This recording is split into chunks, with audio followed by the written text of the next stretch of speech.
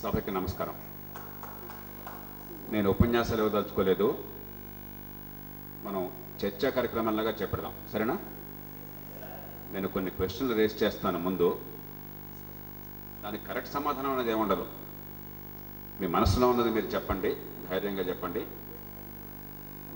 Microphones ఒకరితో volunteers తీసుకుంటే మీరు ఇంటరాక్ట్ అవ్వచ్చు. దాని నుంచి మనం పరిష్కారానికి వద్దాం. ఎందుకంటే ఇప్పుడు రాజకీయంలో విద్యార్థుల పాత్ర అని చెప్పని చెప్పారు, నాకు అది ముఖ్యంగా అనిపించట్లా. రాజకీయం కోసం మనం లేం, మన కోసం రాజకీయం ఉండాలి. కాబట్టి మన కోసం అసలు రాజకీయం అవసరమా, దానికి వెళదాం. ఈ ప్రారంభించే ముందు ఒక్క మాట, ఇప్పుడే చిరంజీవి రెడ్డి గారు చెప్పారు, ఇప్పుడు 10 ఏళ్ల క్రితం నేను ఉదహరించినటువంటి ఒక పద్యాన్ని గురించి. ఆ పద్య రచయిత పేరు మళ్ళీ ఇంకోసారి మననం చేసుకుందామని నేను దీనిలో గూగుల్ సెర్చ్కి వెళ్ళగానే ఒక్క సెకండ్లో నాకు తెలిసిపోయింది. శామ్ వాల్టర్ ఫాస్ 1858లో పుట్టాడు, 1911లో మరణించాడు. ఇది ఎందుకు చెప్తున్నానంటే, ఒక 50 ఏళ్లతోనో 20 ఏళ్ల క్రితంతోనో 100 ఏళ్ల క్రితంతోనో పోలిస్తే మీరంతా ఎంత అదృష్టవంతులో, ఎంత గొప్ప కాలంలో ఉన్నారో మళ్ళీ మళ్ళీ మననం చేసుకోవాల్సిన అవసరం ఉన్నది. కాఫ్పాత్ అనే పద్యాన్ని ఎవరు రాశారని చెప్పని స్ఫురణకు తెచ్చుకోవాలంటే నాకు ఒక్క సెకండ్ పట్టింది. ఏదో 30 ఏళ్ల క్రితమైనట్టయితే మన అందరం తల్లబగలు కొట్టుకుని లైబ్రరీకి వెళ్ళి అది ఎక్కడో చూసి మన లైబ్రరీలో వాడు సరిగ్గా పుస్తకాలు పెట్టాడో తెలియదు, వాడు క్లాసిఫికేషన్ అట్లా చేశాడో తెలియదు, ఆ గందరగోళంలో పెట్టి అలా పెట్టినా కూడా ఫలానా రచయితని పేరుతో గుర్తు రాకపోతే మనం దానిలోకి వెళ్ళలేం కదా, మనకు తెలిసేదే కాదు. ఇది ఒక్క ఉదాహరణ మాత్రమే. అంటే గతంలో అసాధ్యమైనవి ఈవేళ మనందరికీ చాలా తేలిగ్గా అందుబాటులో ఉన్నాయి. దానికి డబ్బు అక్కర్లేదు, మనం ఏదో అమెరికాలో బ్రిటన్లో ఉండక్కర్లేదు. గతంలో ఎప్పుడు లేనన్ని వనరులు ఉన్నాయి ఈవేళ, గతంలో ఎప్పుడు లేనంత సాంకేతిక విజ్ఞానం ఉంది. కాబట్టి గతంలో చాలా అసాధ్యం అనుకున్న సమస్యలన్నీ ఈవేళ చాలా సులభంగా పరిష్కారం చేయొచ్చు. మనలో ఆత్మవిశ్వాసానికి, ఆశావాదానికి ఇది పునాది కావాలి. చాలామంది దేశం కూలిపోయింది సార్, అంతా నాశనం అయిపోయింది సార్ అంటుంటే నాకు వాళ్ళని కొట్టాలో తిట్టాలో అర్థం కాదు.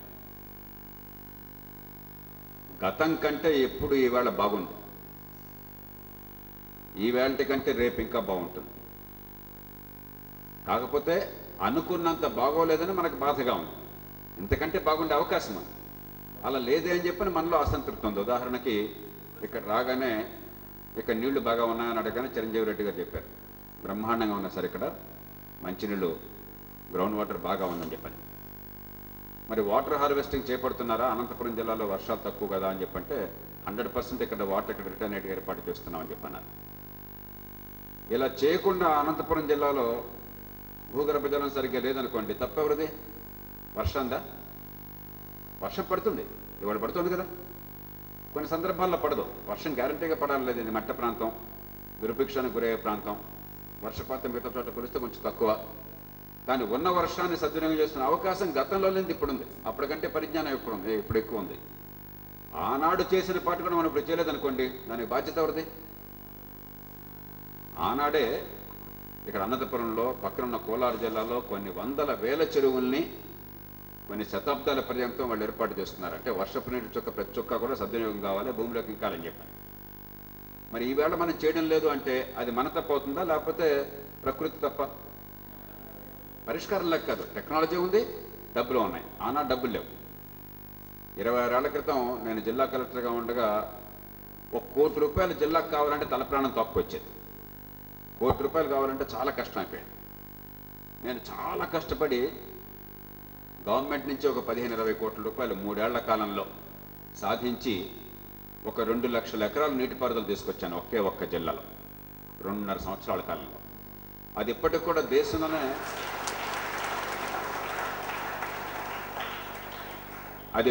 దేశంలోనే గొప్ప రికార్డుగా చెప్తారు. కానీ ఈవేళ మీ అనంతపురం జిల్లాకి ఏడాదికి సుమారుగా 300 కోట్ల రూపాయలు ఒక్క పథకం కింద మీకున్నాయి. ఉపాధి హామీ చట్టం అని చెప్పిన employment guarantee act. Mahatma Gandhi national NREGA national rural employment guarantee act. ఒక్క ఆ పథకం కిందే ఒక్క ఏడాదిలో ఈ జిల్లాకి సుమారుగా 300 కోట్ల రూపాయలు మీ చేతుల్లో ఉన్నాయి. గతంలో ఎప్పుడు ఇంత డబ్బు మనం ఊహించలేకపోండి. డబ్బులు లేక కాదు, టెక్నాలజీ లేక కాదు, కానీ డబ్బుల్ని టెక్నాలజీని ఉపయోగించుకునే విజ్ఞత కావాలి.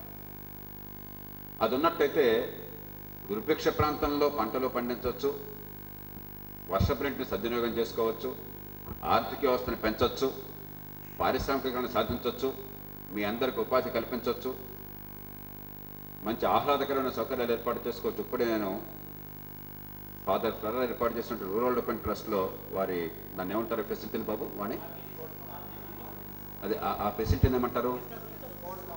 Sports complex. మీరు చూసారు ఎప్పుడన్నా? నేను అక్కడున్నాను, అక్కడుండి అక్కడి నుంచి వస్తున్నాను. అనంతపురంలో ఇంత చక్కటి కాంప్లెక్స్ ఏర్పాటు చేయగలరని ఊహించడం కూడా సాధ్యం కాదు. కానీ ఒక ప్రైవేటు సంస్థ ఆ ఉన్న వనరులను జాగ్రత్తగా సద్వినియోగం చేసి ఒక దూరదృష్టితో రూపకల్పన చేసి ఈ జిల్లాలో యువతకి ఈ రాష్ట్రంలో ఏ పట్టణంలో కూడా లేనంత స్పోర్ట్స్ ఫెసిలిటీస్ ఏర్పాటు చేసి ముందు చూపుతో వ్యవహరించింది. అంటే ఎంత సాధ్యం మనకు రుజువు అవుతుంది. మనకున్న వనరులతో ఆ రకంగానే చేయొచ్చు. ఆ వనరులన్నీ తినిపారేసి రోడ్లన్నీ నాశనం చేసి డ్రైన్లన్నీ వల్లకాళ్ళుగా మార్చి వర్షం వస్తే వరదలు వస్తాయి, పంటలు నాశనం అవుతాయి. వర్షం రాకుంటే దుర్భిక్షం, పంటలు నాశనం అవుతాయి. నాశనం కాదు ఎప్పుడే మరి. వర్షం వస్తే నాశనమయ్యి వర్షం రాకుంటే నాశనమైతే ఎవరు తప్పది? అనంతపురం జిల్లాలో నిరుడు ఏమైందా అంటే వేరుశనగ పంట లేదు, ఎందుకని? వర్షం కురవలేదు. అంతకుముందు ఏడాది ఏమైందా? పంట పోయింది, ఎందుకని? వర్షం బాగా వచ్చింది. ఏం చేయమంటారు?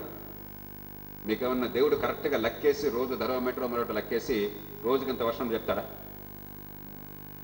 అంటే పూర్తిగా మన లోపం. కాబట్టి దీన్ని మర్చిపోబోకండి. ఈవేళ ఒక అద్భుతమైన అవకాశం మీ ముందున్నది. గొప్ప సాంకేతిక విజ్ఞానం ఉంది, ఎప్పుడు లేని వనరులు ఉన్నాయి, మన ప్రతి సమస్యకి పరిష్కారం ఉన్నది. ఇదిలా వదిలేస్తే ఏమవుతుంది? పడిపోతుంది. ఎందుకని? దాన్ని మార్చగలం మనం? లేదు. That is natural law. కానీ మన సమస్యలేవి కూడా సహజంగా న్యాచురల్ లా వల్ల వచ్చినాయి కాదు. మన సమస్యలని కృత్రిమంగా మనం చేస్తున్న తప్పుల వల్ల వచ్చినాయి. దాన్ని మార్చగలమా? మార్చగలం. దీన్ని మార్చడం ఇది కిందకే పడుతుంది. మనం ఎంత గొప్పవాళ్ళమైనా, ఎంత లావైన వాళ్ళమైనా, ఎంత అధికారం ఉన్న వాళ్ళమైనా, ఎంత డబ్బు ఉన్న వాళ్ళమైనా, 3వ అంతస్తు మేంచి గబాలను దూకేస్తే వీడు బాగా డబ్బు ఉన్నవాడు, అధికారం ఉన్నవాడు అని చెప్పని ప్రకృతి మిమ్మల్ని కరుణించి మీరు పడకుండా ఆపేది, పడిపోతాం. కానీ మన చుట్టూ ఉన్న సమస్యలు మనం సృష్టించుకున్న సమస్య, కృత్రిమమైన సమస్యలు, అవి సహజంగా వచ్చిన సమస్యలు కాదు. కాబట్టి చాలా సులభంగా వాటిని పరిష్కారం చేయగలం. కానీ పరిష్కారం చేయాలన్న సంకల్పం కావాలి, పరిష్కారం చేసే విజ్ఞత కావాలి. ఇంతకంటే నేను ఎక్కువ మాట్లాడను. ఇక మనం చర్చలకు వెళ్దాం.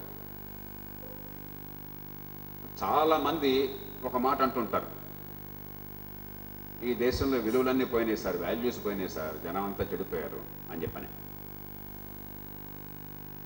జనం చెడిపోవడం చేత, విలువలు పోవడం చేత సమాజం అధ్వాన్నంగా ఉంది అని నమ్మేవాళ్ళు ఎవరు చెప్పండి ఒకసారి చేతులెత్తండి. ఎవరు లేరా? భయపడిపోకండి. సమాజంలో విలువలు పోయినాయి. పూర్వం కంటే దొంగతనం పెరిగింది, పూర్వం కంటే మోసం పెరిగింది, పూర్వం కంటే లంచగొండితనం పెరిగింది, పూర్వం కంటే స్వార్థం పెరిగింది, జనం స్వార్థపరులు అయిపోయారు అని నమ్మేవాళ్ళు ఎవరు చెప్పండి. అది కాదని వాళ్ళు చెప్పండి. పని ఏదో ఒకటి చెప్పాలి. మీరు ఏంటి ఇంత భయపడితే ఎట్లాగా? చిరంజీవి గారు భయపడుతున్నారు మిమ్మల్ని చూసి. ధైర్యంగా చెప్పండి. దీనిలో చెప్పానుగా, కరెక్ట్ తప్పని లేదు. మన చర్చ ముందుకెళ్ళాలంటే మీరు పాల్గొవాలి. దీనిలో విలువలు పతనమైపోయినాయి అని నమ్మేవాళ్ళు ఎవరు చేతులు ఎత్తండి ముందు. విలువలు పతనం అయిపోయినాయి. ఓకే, విలువలేం పతనం కాలేదు, జనం అప్పుడు ఎలా ఉన్నారు ఇప్పుడు ఎలా ఉన్నారు అని నమ్మేవాడు చేతులు ఎత్తండి. 1 2. మరి మిగతా వాళ్ళంతా ఏంటి? ఏ అభిప్రాయాలు లేని వాళ్ళ? ఏమా ఆడపిల్ల ఎవరెత్తలే ఇక్కడ? All right.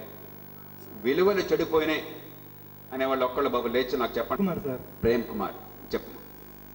మొన్న లాస్ట్ టైం ఎలక్షన్ జరిగినప్పుడు మా అమ్మగారు ఓటు వేయడానికి వెళ్ళాను సార్.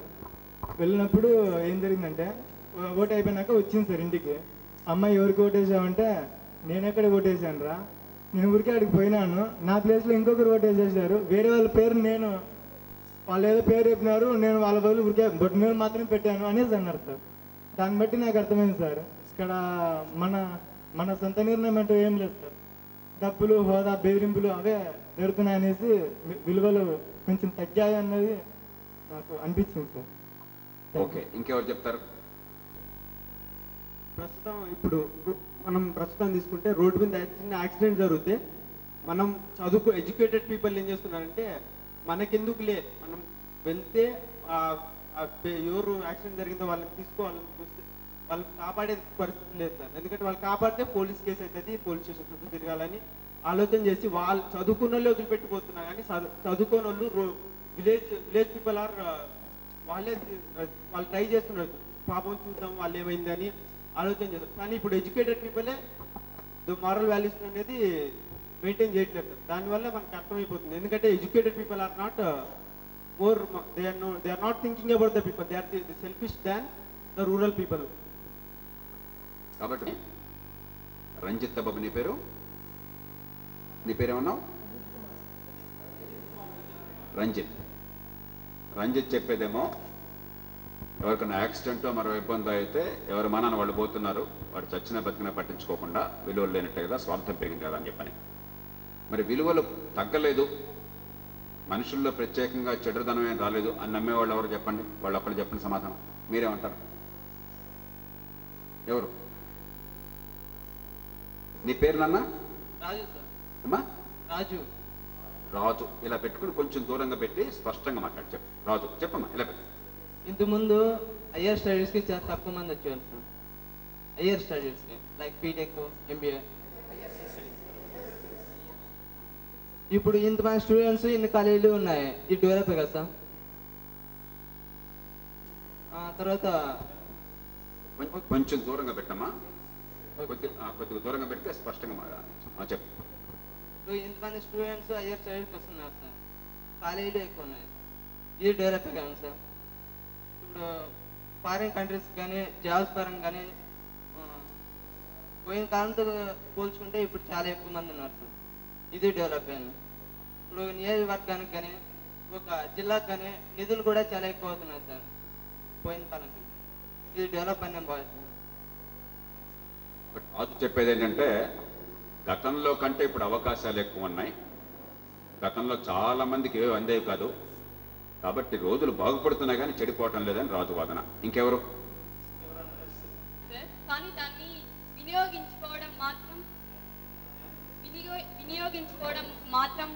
వినియోగించడం పోవడంలోనే మనకి మార్పులు జరుగుతున్నాయి సార్.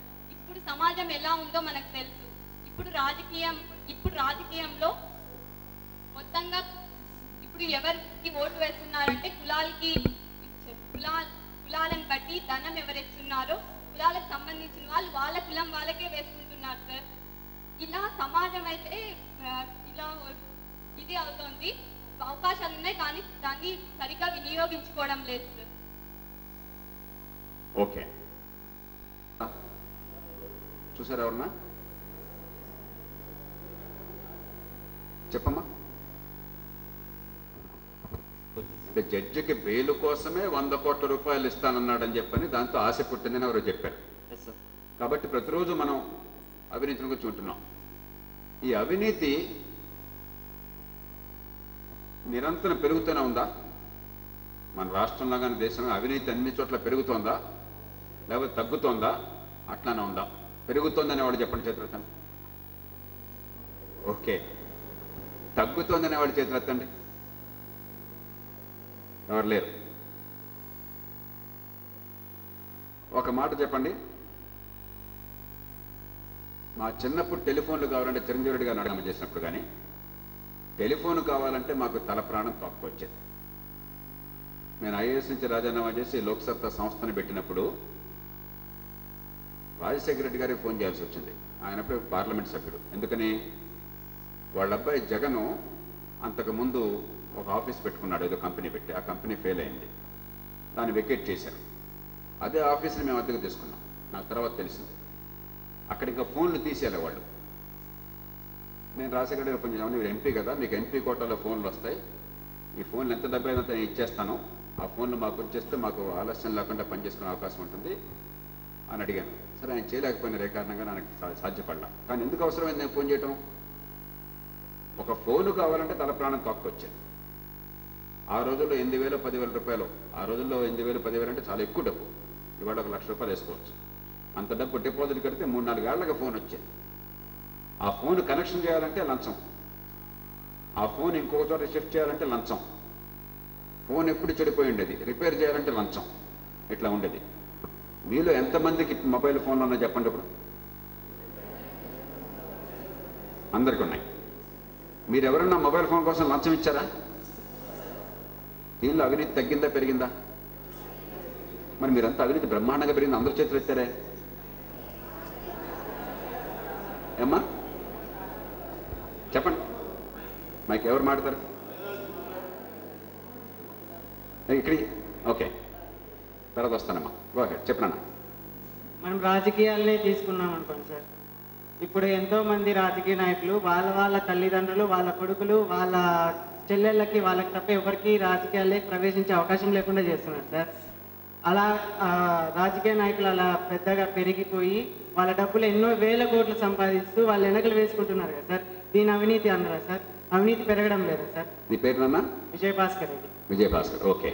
పెరిగింది కాబట్టి మొబైల్స్ కానీ ఏమన్నా కానీ ఎక్కువగా ఇంప్రూవ్మెంట్ చేయడం జరిగింది కాబట్టి నాకు తక్కువగానే దొరుకుతుంది కాబట్టి చాలా మంది తీసుకోగలిగారు. మీరు చెప్పినట్లు అవినీతి లేకుండా తీసుకోగలం. ఆ కాలంలో వచ్చేసి డెవలప్మెంట్ చాలా తక్కువగా ఉండేది, అది అదాలతలు కూడా తక్కువగా ఉండేది, అందుకోసమని అవినీతి ఉందని మీరు అంటున్నారు. ఫర్ ఎగ్జాంపుల్ ఇప్పుడు ఏదైనా క్యాస్ట్ సర్టిఫికేట్ ఇన్కమ్ సర్టిఫికేట్ కోసమని ఎంఆర్ఓ ఆఫీస్ ఏదైనా ఆఫీసర్ దగ్గరికి వెళ్తే వాళ్ళు చాలా పెండింగ్ పెడుతున్నారు సార్. 10 days 15 days అని డబ్బులు ఇస్తేనే పని తొందరగా జరుగుతుంది, కానీ మామూలుగా అయితే జరగట్లేదు సార్. టెక్నాలజీ డెవలప్ అయింది, పనిది కూడా ఎక్కువ అయింది అని నా ఉద్దేశం. ఈ టైంలో గవర్నమెంట్ ఫోన్స్ అప్పుడు అవినీతి ఉండేది, బట్ ఇప్పుడు ఉండేది ప్రైవేట్ ఫోన్స్. అందరూ యూజ్ చేసేది కూడా ప్రైవేట్ యూజ్ చేస్తారు కాబట్టి ప్రైవేట్ వాళ్ళు ఏముంటుందంటే గేమ్ కోసం ఎక్కువ యూజ్ చేస్తారు. ఇప్పుడు గవర్నమెంట్ అయితే ఒక్కదాని మీదే పెట్టుకుంటారు, ప్రైవేట్ అనేది ఒక్కదాని మీద వచ్చే గేమ్ని 10 మీద స్పెండ్ చేసుకొని వాళ్ళు ఎక్కువ లాభం పొందుతారు సార్. బట్ గవర్నమెంట్ ఇప్పటికే అవినీతి, అప్పటికే అవినీతి, ఎప్పటికీ అవినీతి ఉంటుంది. నా పేరు పూజిత. మీరు అవినీతి అని చెప్తున్నారు కదా సార్, అంటే పాతకాలంలో చూస్తే అవినీతి కొంచెం తక్కువగానే ఉంది, కానీ సొసైటీ డెవలప్ అయ్యే కొద్దీ చాలా వరకు అవినీతి ఉంది సార్. ప్రతి పని చేయాలన్నా కూడా దానికి డెఫినెట్గా లంచం ఇవ్వాల్సిందే. లంచం లేనిదే పని జరగట్లేదు సార్. ఎంఆర్ఓ ఆఫీస్లో కానీ ఏదైనా పనికి మామూలుగా స్కాలర్షిప్ అప్లై చేయాలన్నా ఒక ఎంఆర్ఓ సంతకానికే 1000 రూపీస్ కానీ అట్లా పెంచుతున్నారే కానీ తగ్గించట్లేదు సార్. ప్రతి దానికి లంచమే అంటే. నీ పేరు నాన్న? పూజిత సార్. పూజిత. టెలిఫోన్లో అవినీతి తగ్గిందని మీరు ఒప్పుకుంటున్నారు, ఎందుకని? ఎప్పుడైతే పోటీ వచ్చిందో, ఇందాక ఆయన చెప్పాడు, ఎప్పుడైతే ప్రైవేట్ రంగం వచ్చి పోటీ వచ్చిందో, ఎప్పుడైతే కొరత లేకుండా చేశారో, అదివరకేమయ్యేది 100 అవసరమైతే 10 ఇచ్చేవాళ్ళు, క్యూలో నుంచుంటే 10 ఏళ్ళు పట్టేది. అర్జెంటుగా కావాలని ఆతృత ఉంటుంది, పని ఆగిపోతుంది, వ్యాపారం ఆగిపోతుంది కాబట్టి గతి లేక డబ్బులు ఇచ్చేవాళ్ళు. ఇప్పుడు పుష్కలంగా అందుబాటులోకి వచ్చే టెక్నాలజీ వచ్చింది, పోటీ వచ్చింది, దాంతో ధరలు తగ్గినాయి, లంచం పోయింది, క్వాలిటీ పెరిగింది. ఓకే, సర్టిఫికెట్లకు వచ్చిందా జోస్ అడిగింది. ఇప్పుడు మీ సేవ ఏదో అంటున్నారు, ఈ సేవ తర్వాత మీ సేవ కూడా ఏదో మొదలుడుతూ ఉన్నారు. దానిలో ఈ సర్టిఫికెట్లన్నీ కంప్యూటరైజ్ చేసి మీరందరూ అడగగానే ఒక 10 నిమిషాల్లో ఇచ్చే ఏర్పాటు జరిగింది అనుకోండి. జరుగుతుందని చెప్తున్నారు, నాకు తెలియదు ఏం జరుగుతుందో. మొన్న కూడా ముఖ్యమంత్రి గారు చెప్తున్నారు, నేను కూడా సమావేశంలో ఉన్న 50,000 అప్లికేషన్ రోజు వస్తున్నాయని చెప్తున్నారు, 1,00,000 దాకా వెళ్తాయని చెప్పి అంటున్నారు.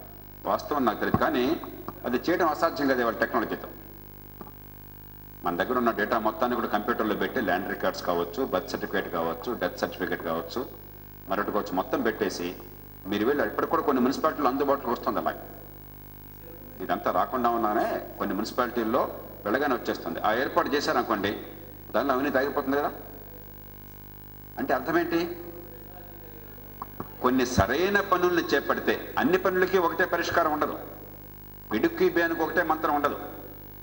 టెలిఫోన్లు అంటే టెక్నాలజీ, కాంపిటీషను, మరో దానికి కంప్యూటరైజేషను. రైల్వే రిజర్వేషన్లో ఒకప్పుడు నేను ఐఏఎస్లో చేరిన కొత్తలో 32 ఏళ్ల క్రితం Hyderabad railway station, Nampally railway స్టేషన్లో ఒక రోజున మండు టెండల్లో మిట్ట మధ్యాహ్నం 3 గంటలు నుంచోవలసి వచ్చింది.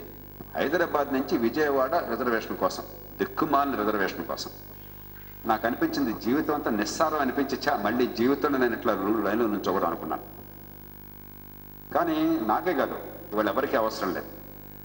దేశంలో మీరు ఎక్కడున్నా కూడా, ఏ కులమైనా, డబ్బు ఉన్నా లేకపోయినా, హోదా ఉన్నా లేకపోయినా, మీరు రిజర్వేషన్ కౌంటర్ దగ్గరికి వెళితే ఒక 5 నిమిషాల్లోనో 10 నిమిషాల్లోనో రిజర్వేషన్ చేసి వెయిట్ లిస్ట్ అయితే వెయిట్ లిస్ట్, మరొక కంప్యూటరైజ్ క్యాల్కులేట్ చేస్తున్నారు. కేవలం కంప్యూటరైజేషన్ చేయడం చేత ఇంకంతకంటే ఏం జరగల. మొత్తం కంప్యూటర్ నెట్వర్క్ దేశం అంతా చేసి, దేశంలో మొట్టమొదటి కంప్యూటరైజేషన్ రైల్వేస్లో జరిగింది, రిజర్వేషన్లో జరిగింది. ఆ నెట్వర్క్ అంతా ఏర్పాటు చేశారు. అది చేయడం చేత మీరు ఇక్కడ ఉండి దేశంలో ఎక్కడ కావాలన్న రిజర్వేషన్ మీరు అంటే చేసేసుకోవచ్చు. మోసానికి కూడా అవకాశం లేకుండా పోయింది. దానిలో చాలా మేరకు అవినీతి తగ్గిపోయింది, సౌకర్యం పెరిగింది. అంటే ఒక్కొక్క సమస్యకి ఒక్కొక్క రకమైన పరిష్కారం. ఆ పరిష్కారాలను అమలు చేయగానే అవినీతి పోతున్నది. గమనించారా మీరు? ఆ పరిష్కారం లేని చోట అవినీతి ఉంటూ ఉన్నది. ఆనాడు అవినీతి ఉంది, ఈనాడు అవినీతి ఉంది. కృష్ణుడి కాలంలో పెద్ద విలన్ ఉన్నాడు. ఎవరు? కృష్ణుడి కాలంలో విలన్ ఎవరు? కంసుడు. రాముడి కాలంలో విలన్ ఉన్నాడు రావణుడు. మరి అవన్నీ గొప్ప కాలాలు అయితే ఆ రోజుల్లో అంతమంది విలన్స్ ఎందుకున్నారమ్మా? మన దేవుళ్ళందరూ వాళ్ళతో ఎందుకు పోరాటం చేసి వచ్చింది? అంటే విలువలు అవసరం లేదని కాదు నేను చెప్పేది. విలువలు అనేవి ఈ బాటిల్లో నీళ్ళ లాంటివి.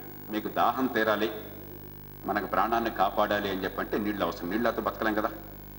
నీళ్ళు లేకుండా భోజనం లేకపోతే ఒక 4 రోజులు ఉండొచ్చు, కానీ నీళ్ళు లేకపోతే 24-45 గంటల్లో గ్యారంటీకి చచ్చిపోతాం. తెలుసుకో మీకు సంగతి.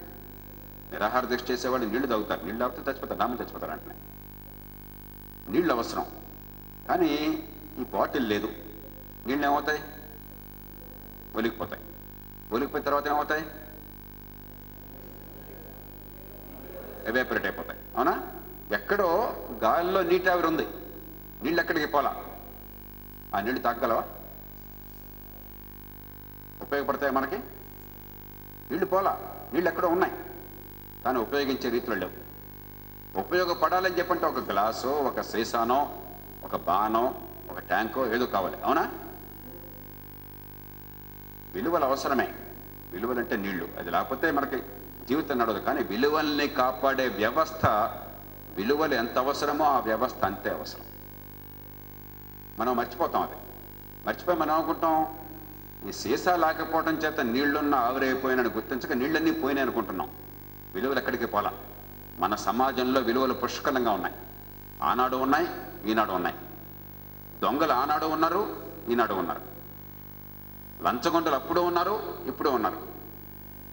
కానీ విలువల్ని కాపాడే వ్యవస్థ ఉంటే లంచగొండితనం, దొంగతనం, మోసం తగ్గిపోతాయి. ఆ వ్యవస్థ నిర్వీర్యం అయిపోతే మంచివాడికి గౌరవం ఉండదు, చెడ్డవాడికి శిక్ష ఉండదు. ఏమవుతుంది? ఇప్పుడు మీ కాలేజీ ఉంది. మీ కాలేజీలో ఓ అందమైన అమ్మాయి రోడ్డు పక్కన వెళుతోంది. మీ కాలేజీ కుర్రాళ్ళు వేరే కాలేజీ కుర్రాళ్ళు వచ్చి ఆ రోడ్డు మీద వెళ్ళినప్పుడు ఆ అమ్మాయిని చూస్తారా లేదా? ఏమయ్యా, చూస్తారు కదా. చూడకపోతే మీరు ఏదో లోపం ఉన్నట్లు లెక్క. కానీ మంచివాళ్ళు అయితే ఏం చేస్తారు? చూసి అంతటితో ఆపేస్తారు. ఎందుకంటే నేను అంతకు మించి గీత దాటితే, ఆ అమ్మాయి చేయబట్టుకుంటే ఇంట్లో ఉన్న నా చెల్లికి తల్లికి రక్షణ ఉండదు, ప్రతి ఒక్కడు ఆ పని చేస్తాన్న స్పృహ మిమ్మల్ని అదుపులో ఉంచుతాం.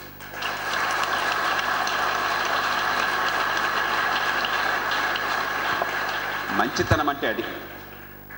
కానీ ఎవడో 100కి 1, 2, 3 వాడికి ఆ స్పృహ ఉండదు. మంచి చెడు తేడా ఉండదు. ఈ క్షణంలో నాకు నచ్చిందంటే అమ్మాయి చేపట్టుకోవాలి. ఈ క్షణంలో నాకు ఫలాంటి స్కూల్లో మంచి పెయింటింగ్ దొరికిందంటే, నచ్చిందంటే దాన్ని తీసుకుపోవాలి. ఓ పుస్తకం మంచిది ఉందని చెప్పంటే ఎత్తుకుపోవాలి. కొంతమంది ఎప్పుడు అలా ఉంటారు, పూర్వం ఉన్నారు, ఇప్పుడు ఉన్నారు. మీరు ఒక్కసారి ఆలోచించండి. ఇలా బుద్ధిగా ఉన్నవాడు ఏనాడు గీత దాటినవాడు, కాలేజీలో గ్రాడ్యుయేషన్ అయ్యాడు, పాపం పెద్దగా డబ్బులు లేవు, వ్యాపారం కూడా చేసే శక్తి లేదు, సిఫారసు లేదు కాబట్టి ఉద్యోగం రాలేదు. అతడు ఈ కాలేజీలోనే ఏదో గుమస్తాగానో ఏదో స్కూల్లో టీచర్గానో పనిచేస్తూ ఉన్నాడు నిజాయితీగా. ఈ చేయి పట్టుకున్న గాడిద వాడు ఒక ఎమ్మెల్యే గారి కొడుకు, లేకపోతే ఎంపీ గారి బామ్మరిది, ఏదో మొత్తానికి 3-4 సార్లు తప్పో లేకపోతే కాపీ కొట్టే పరీక్షలు పాస్ అయ్యాడు. ఆ తర్వాత వాడికి మళ్ళీ ఎమ్మెల్యే సీట్ ఇచ్చారు, వాడు ఎమ్మెల్యే అయ్యాడు, మంత్రి అయ్యాడు. వాడినే మీరు కాలేజీ చీఫ్ గెస్ట్గా పిలిచారు ఒక 10 ఏళ్ల తర్వాత. ఈ 2 జరిగిందనుకోండి, ఎలాంటి సంకేతాన్ని ఇస్తున్నాం సమాజానికి? మంచిగా ఉంటే ఏం లాభం లేదు సార్, దుర్మార్గంగా ఉంటే ఎదిగిపోతాం మనం, కాబట్టి దుర్మార్గానికి పోవటం మంచిదనే భావం చాలామందికి కలుగుతుంది. అవునా? అప్పుడు చాలామంది మంచి మార్గాన్ని వెళ్ళకుండా చెడు మార్గాన్ని ఎక్కువ వెళ్ళడం వెళ్తారు. మనం అనుకుంటాం విలువలన్నీ పోయినాయి, విలువలు పోలా, విలువల్ని కాపాడే వ్యవస్థ లేకుండా పోయింది. విలువలు పోవటం వేరు, విలువల్ని కాపాడే వ్యవస్థ లేకుండా పోవటం వేరు. ఈ రెంటికి మౌలికమైన తేడా ఉంది. విలువలే పోయినాయి అనుకుంటే మనం చేసేది ఏం లేదు, దేవుణ్ణి ప్రార్థించాలి, దేవుడా దేవుడా విలువలు తీసుకురాని. ఆయన విలువలు తెస్తాడో మనకు తెలియదు, ప్రార్థనే మిగులుతుంది. కానీ విలువల్ని కాపాడే వ్యవస్థ నిర్మాణం చేసుకుందాము అని చెప్పి అన్నట్టయితే దేవుణ్ణి ప్రార్థించక్కర్లా, మన కోసం మనం చేసుకుంటే దేవుడు ఎప్పుడు మన తోడుగా ఉంటాడు. మన చేతుల్లో ఆ వ్యవస్థని మార్చుకోవటం. అందుకని విలువలు అవసరం లేదని ఎవరు అనరు, కానీ విలువల్ని కాపాడే వ్యవస్థ లేకపోతే విలువలు పోయినట్టుగా అనిపిస్తుంది. విలువలు పోవటం కాదు, విలువల్ని కాపాడే వ్యవస్థ లేకపోవడం. టెలిఫోన్లో విలువల్ని కాపాడే వ్యవస్థను తీసుకొచ్చాం పోటీ ద్వారా. కూర్చోండి.